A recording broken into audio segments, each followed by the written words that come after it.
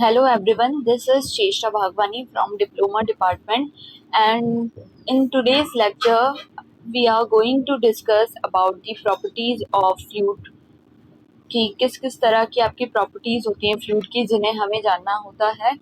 So before starting the lecture we have to understand the objectives of properties of fluid. So why we need to study all these properties of fluid? Because if I want to calculate the friction between the pipe or the energy loss in the pipe, so we need some equations, we need some data.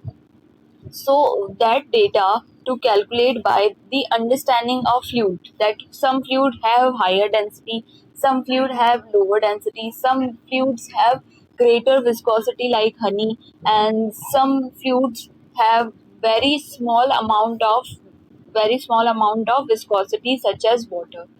What is surface tension? Surface tension also a property of liquid. What is compressibility? What is bulk modulus? What is specific gravity? So these are the properties of fluid.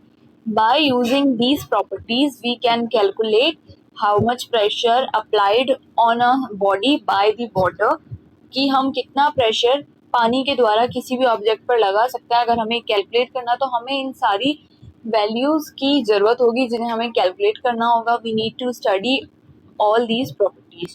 So this is our objective of today's lecture. One by one we discuss all the properties which we required, and some numericals and quiz also we discuss in today's lecture. So let's start.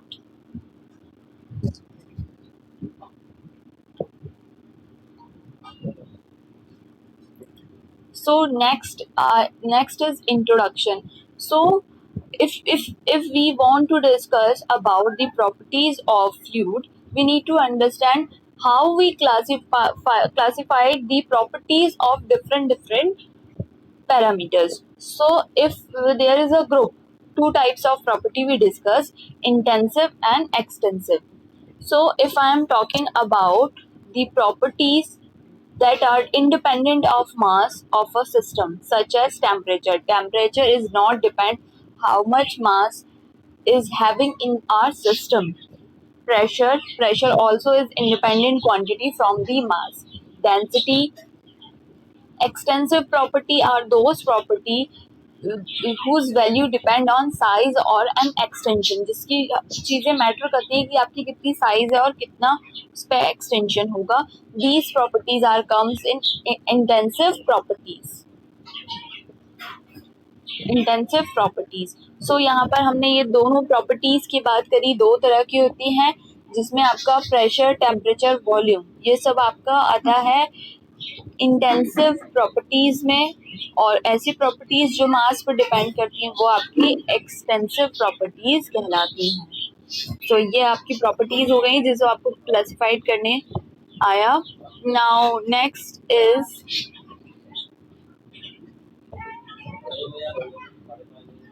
now it is visible.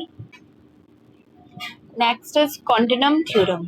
Continuum is the term we use when, let's suppose, imagine there is a gas in a container, and what we are trying, we are focusing the collision between the gas molecule. So gas have tendency to move in a random way because the cohesive force between the molecules have very less, so they move in a random way. So continuum theorem is validity is depend on how much collision between the molecules occurs. Matter is made up of atoms that are widely spaced in a gas phase, yet is a very convenient to disregard the atom nature of system and the view it has the continuous homogeneous matter and no holes, that is continuum. The continuum idealization allow us to treat properties as point function and to assume the properties vary continuously in the space with no jumps discontinuity. The idealization is valid as long as the size of system we deal with the large relative to the space between the molecules. This case in practically all problems. So यहाँ पर हम बात कर रहे हैं continuum की. अगर हम गैस पर्टिकुलर गैस की बात करें तो जब भी हम किसी कंटेनर में गैस रखते हैं तो वहां पर हम ये देखते हैं कि उस गैस ने कितना उसकी हर एक पॉइंट पर उसकी जो प्रॉपर्टीज हैं किस तरीके से वैरी कर रही हैं. क्या वो यूनिफॉर्म है, क्या वो डिफरेंट है. It is depend on a number which is represented by the Kn, Newton number. If Newton number is greater than 0.01, then the continuum theorem is valid, or it is more than this, then it is not valid. So this equation we use कि हमारे material की property कैसी है, क्या वो throughout the container vary करता है, क्या वो throughout the container uniform है. So by this term we decide which kind of property we have in a gaseous medium.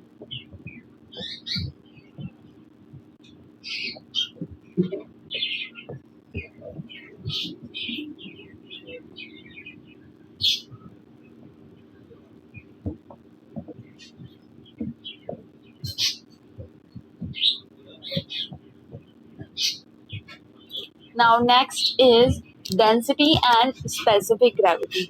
So density is the ratio of mass upon volume. यहाँ पर मैं बात कर रही हूँ मास की. मास और वेट में एक डिफरेंस होता है. We never consider gravity in this. So mass upon volume is density. If I'm using weight, then weight upon volume is not density, it is the specific weight or weight density. And the unit of density is kg per meter cube.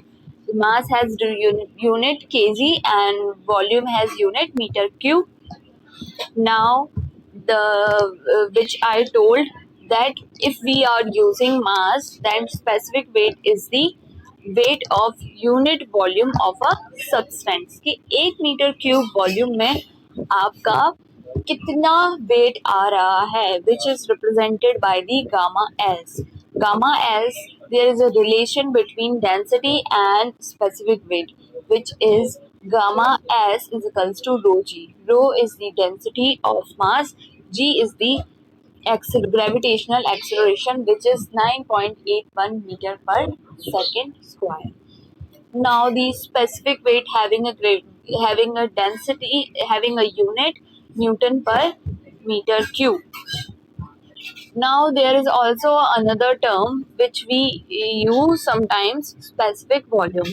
Specific volume is represented by the small v, which is equals to capital V by m, or we can say it is the reciprocal of density 1 by rho. As you can see, there is a small calculation I am showing to you so that you can understand and relate the data. See, density is the ratio of mass upon volume. So let us consider an example. I am giving you an example of a classroom.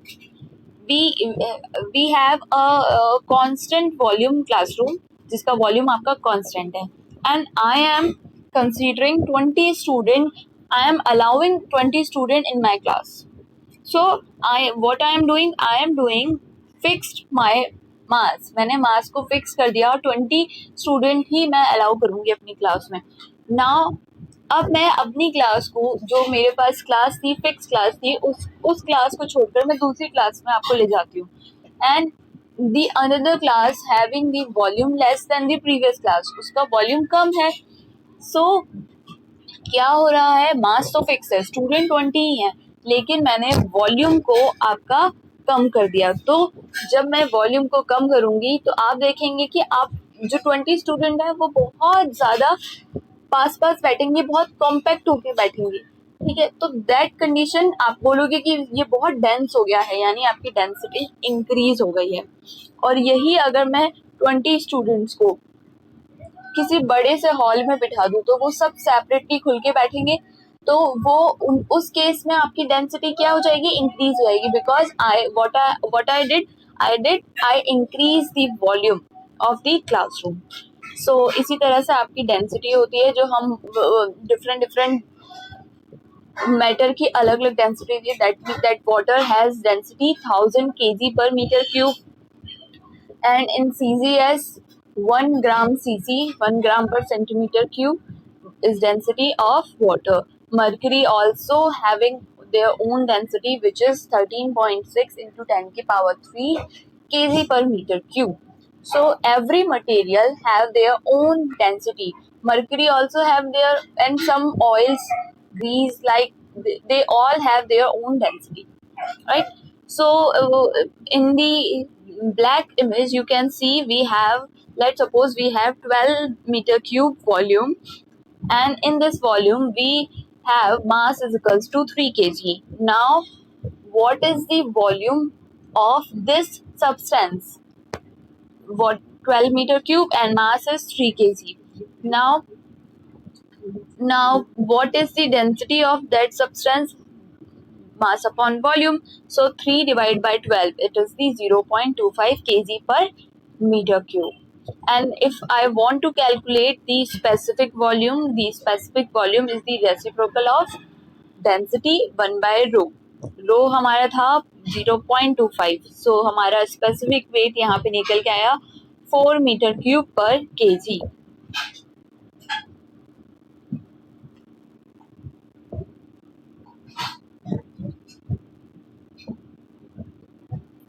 Now here I am discussing another term, which is specific gravity.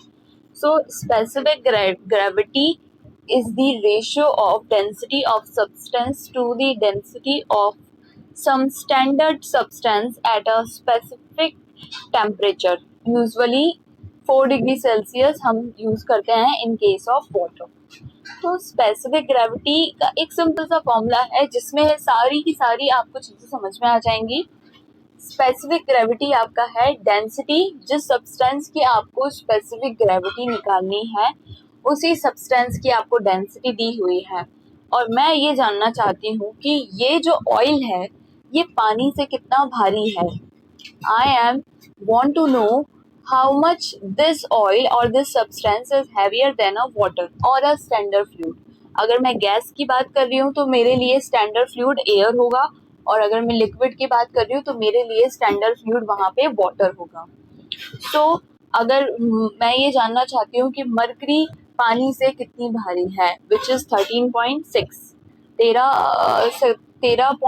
13.6 Guna mercury भारी होती है पानी से. So specific gravity हमें निकालने के लिए हमारा फॉर्मूला क्या हुआ? Ratio of density of substance to a standard substance density. अब वाटर की डेंसिटी अगर मैं केजी पर मीटर क्यूब में बात करूं is 1000 kg per metre cube, और मरकरी की हमारी डेंसिटी होती है 13.6 इंटू 10 की power 3 kg per metre cube, या फिर 13,600 भी हम बोल सकते हैं इन अ इजी वे. सो जब मैं इनको डिवाइड करूंगी तो मेरे पास एक कांस्टेंट वैल्यू आएगी विच इज 13.6, जो कि मरकरी की स्पेसिफिक ग्रेविटी है. तो डिफरेंट मटेरियल्स के लिए हमारे पास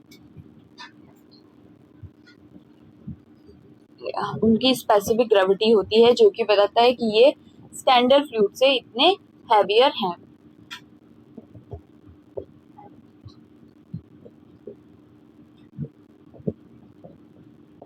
Now as you can see from the table, specific gravity of some substance at 0 degree Celsius. Water की स्पेसिफिक ग्रेविटी हो गई 1, blood 1.05, C water 1.05.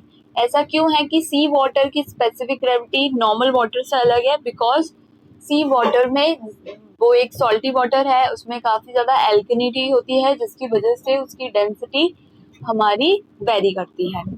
Gasoline 0.7, ethyl alcohol 0.79, mercury 13.6 as I told you, wood 0.3 to 0.9, gold 19.2, bones 1.7 to 2, ice 0.92, air 0.0013 at the ATM, atmospheric pressure.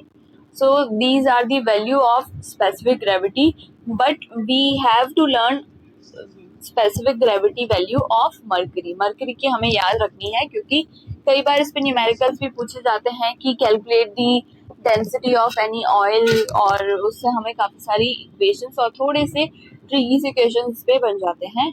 So you need to learn that.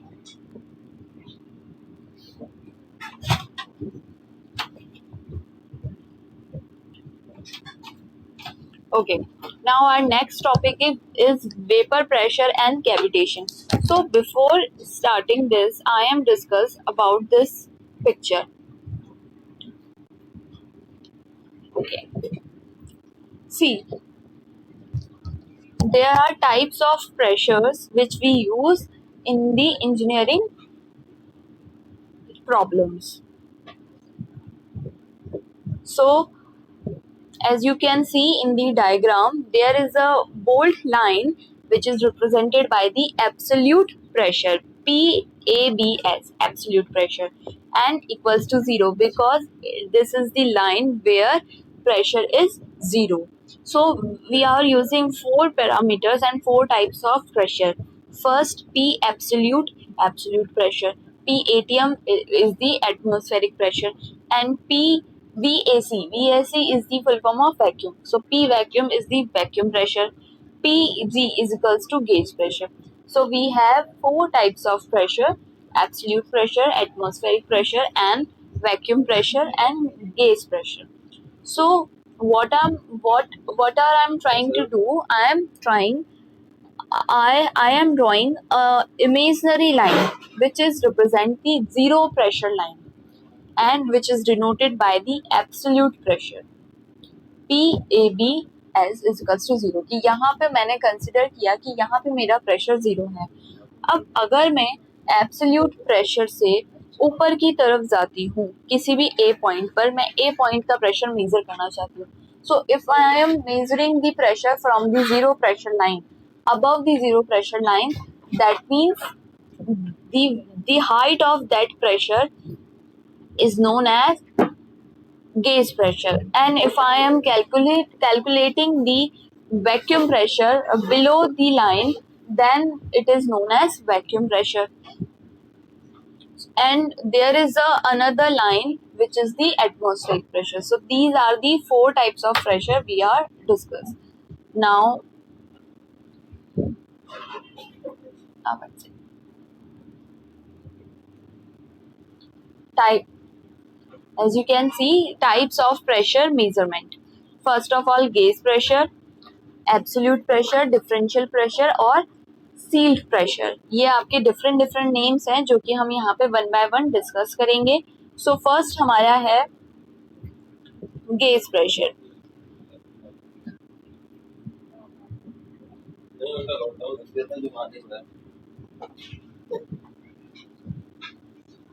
First is liquid gas.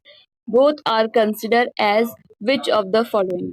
Liquid और gas आपकी क्या है? State of matter है, number none of these है, fluid है और both of these है. सो यहाँ पे लिक्विड और गैस आपका फ्लूइड भी है और स्टेट ऑफ मैटर भी है, तो इसलिए इसका आंसर हो जाएगा both of these. Now next is we increase the volume of fluid then density is. अगर हम वॉल्यूम को इंक्रीज कर देंगे तो आपकी डेंसिटी में क्या इफेक्ट होंगे? So as you know, density is the mass upon volume. So mass आपका कांस्टेंट रहेगा, और अगर आपने वॉल्यूम को इंक्रीज किया, सो अगर जब भी आप डिनोमिनेटर में कोई क्वांटिटी है और उसको इंक्रीज कर रहे हैं, सो आपकी डेंसिटी क्या हो जाएगी? डिक्रीज हो जाएगी. तो इसका आंसर ABCD. इसका आंसर इंक्रीज नहीं, अनअफेक्टेड नहीं, उस पर इफेक्ट्स तो होंगे. So it will decrease. आपकी डेंसिटी जो हो जाएगी वो क्या हो जाएगी? डिक्रीज हो जाएगी. पर यहाँ पे ये चीज मेंशन होनी चाहिए कि आपका यहाँ पे मास कांस्टेंट रहेगा, क्योंकि density is equals to mass upon volume. तो आपको मास को कांस्टेंट रखते हुए अगर आप वॉल्यूम को इंक्रीज कर रहे हैं तो आपकी डेंसिटी जो हो जाएगी वो डिक्रीज हो जाएगी. Now our next quiz is what is the unit of density in MKS? MKS is the mass, kilogram, and second. तो एमकेएस में आपको डेंसिटी की यूनिट बतानी है। सी, जब भी आपको यूनिट बताते हैं तो यूनिट हमेशा फॉर्मूले से ही बताई जाती है। तो आपको पता है डेंसिटी का formula is mass upon volume. So mass हम हमेशा केजी में लेंगे, क्लियर है। और volume, volume it in the metre cube. So यहाँ पे आप ऑप्शन वन बाय वन हम ऑप्शंस को एलिमिनेट करते हैं। ऑप्शन ए है आपका किलो न्यूटन पर मीटर क्यूब, ये भी सही लग रहा है, बट यहाँ पे किलो न्यूटन है, बट हम यहाँ पे डेंसिटी की बात कर रहे हैं। डेंसिटी इज दी मास, मास कभी भी हम न्यूटन में मेजर नहीं करते हैं। सो ए ऑप्शन आपका रिजेक्ट हो गया। नाउ नेक्स्ट इज ग्राम पर metre cube. Now next is gram हम क्यों नहीं लेंगे, यहाँ पे क्या बोला है, मीटर किलो, के से किलो, तो यानी हमें एम के किलो में बात करनी है, तो ग्राम हम नहीं ले सकते। Now next is KG, KG हम यूज कर सकते हैं, केजी पर मीटर क्यूब, ग्राम पर सेंटीमीटर क्यूब नहीं। सेंटीमीटर आपका सीजीएस क्वांटिटी है, तो सीजीएस में हम इसको यूज करेंगे, बट केजी पर metre cube is the most correct answer C. Now next is what is specific gravity of a mercury. So यहाँ पे आपका स्पेसिफिक ग्रेविटी क्या होता है, specific gravity is the term which we use for calculating the quantity or the parameter which represent the how much this substance is heavier to the from the standard substance। आपका पानी के respect में mercury कितना heavy है, अगर मुझे ये जानना है तो वो टर्म मैं जिससे यूज करूंगी that is the specific gravity. इसका फॉर्मूला क्या होता है, density of any substance to density of standard fluid,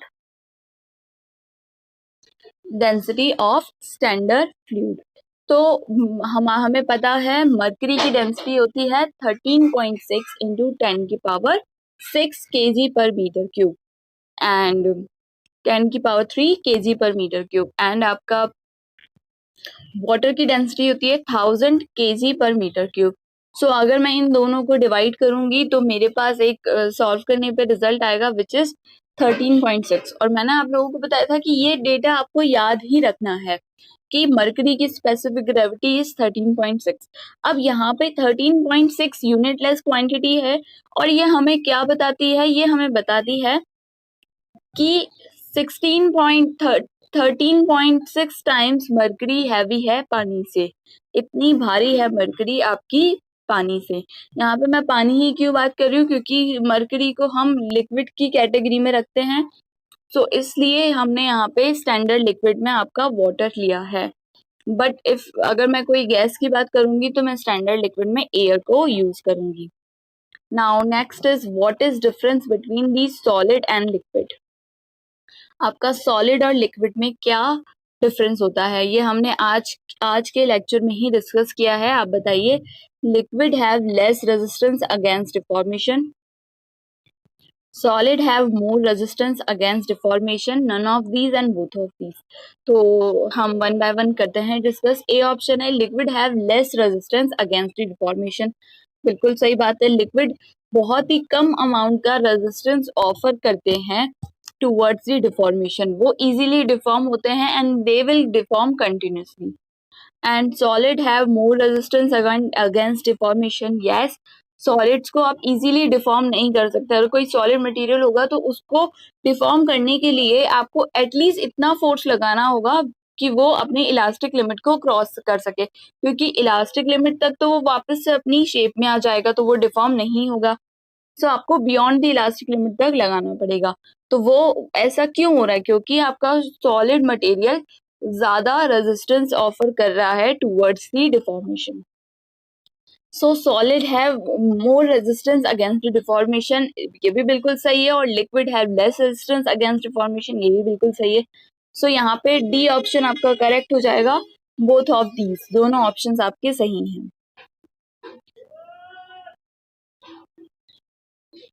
now next is what does the compressibility of fluid physically tells us. Compressibility हमें फिजिकली क्या बताता है, fluid chemical behaviour, all of these. पहले हम इसमें बाकी सारे देखते हैं। पहले यहाँ पे हम बात करते हैं कंप्रेसिबिलिटी ऑफ फ्लूइड हमें एक्चुअली में है क्या। कंप्रेसिबिलिटी ऑफ फ्लूइड कि आपका फ्लूइड कितना कंप्रेस होता है, and it is represented by the reciprocal of bulk modulus. So compressibility हमें फिजिकली क्या डेटा देगा, fluid compression, incompression behaviour, fluid physical behaviour, fluid chemical behaviour. तो यहाँ पे ऑल ऑफ दीज हमारा सही आंसर होगा, क्योंकि हमें ये कंप्रेशन बिहेवियर दे रहा है कि फ्लूइड आपका कंप्रेसिबल है कि इनकम्प्रेसिबल है। फिजिकली उसके वॉल्यूम में चेंज होगा तो ये फिजिकल बिहेवियर भी बताता है। केमिकली उसके मॉलिक्यूल्स में कुछ चेंज हो जाएगा और आपका उसकी स्टेट भी बदल जाता है। जैसे कई बार आपने देखा होगा, वन सेकेंड,